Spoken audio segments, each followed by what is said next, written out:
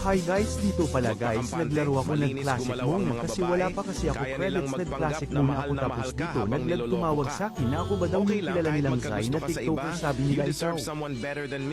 Bayong Zai, tapos nagsabi ng si Jillian na ate Ella kawuway naman po si Zai, inilipot nila na ako talaga si Zai na yung TikToker o idol ko yung sinasabi ninyo na si Zai, kaya kasi girl wag ninyo